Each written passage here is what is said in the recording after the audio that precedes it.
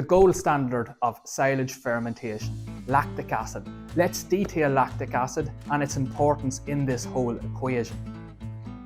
So Ryan Duffy from Precision Microbes here, and welcome to our video series, Silage Sessions. If you have any questions, please drop them in the comments below. So, when it comes to silage fermentation, not all acids are actually created equal. Lactic acid, that's actually the gold standard. That's what we're aiming for. It's actually produced by lactic acid bacteria during microbial fermentation within your clamp and your bales. These microbes are going to feed on the sugars in your forage and convert them into lactic acid, which is a strong and efficient preservative. So what sugars am I talking about? What sugars are present in your grass? We're really looking at the likes of glucose and fructose. They're going to predominate. They're going to fuel this whole fermentation process. Lactic acid bacteria will consume these sugars and drop the pH of the silage quickly to around 4. And that's exactly what we want. The faster that we hit that acidic, safe zone, the less dry matter we're going to lose, the more nutrients we're going to preserve, and fewer bad bugs are going to survive.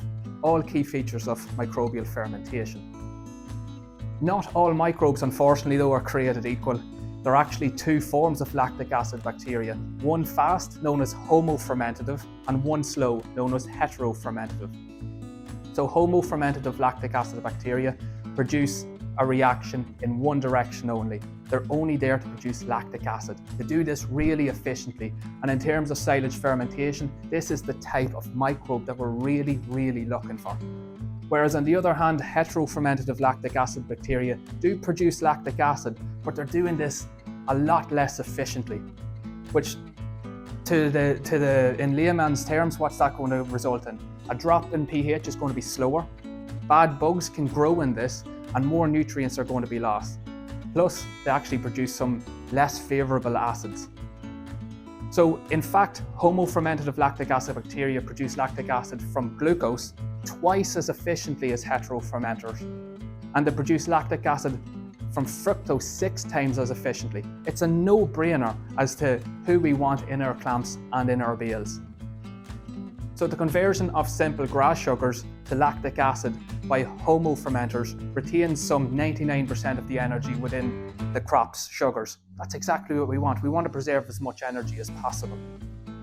Lactic acid is actually much stronger than the other fermentation byproducts like acetic acid and butyric acid, which are produced by unfavourable microbes. We need to exclude them, guys. We need to exclude them.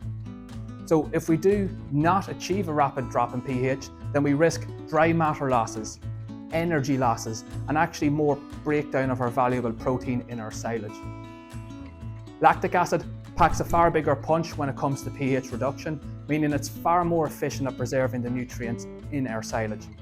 So we want more lactic acid, higher dry matter retention, less nutrient losses, better feed quality, higher energy, and improved intake, especially critical for high-performing animals like our dairy cows, like our finishing cattle. In fact, lactic acid is responsible for that lovely, sweet, acidic smell that we get in nicely preserved silages. So, how do you make sure lactic acid wins this race? Well, first of all, we're going to start with high sugar crops. We're then going to harvest at the correct time, generally in the late afternoon after photosynthesis has occurred. We need to exclude oxygen, and we need to consider using a lactic acid bacterial additive, such as that with Precision Microbes silage additive. It's not just about fermenting, it's about fermenting right. So again, everyone, if you have any comments, please leave them below, and thank you very much for listening.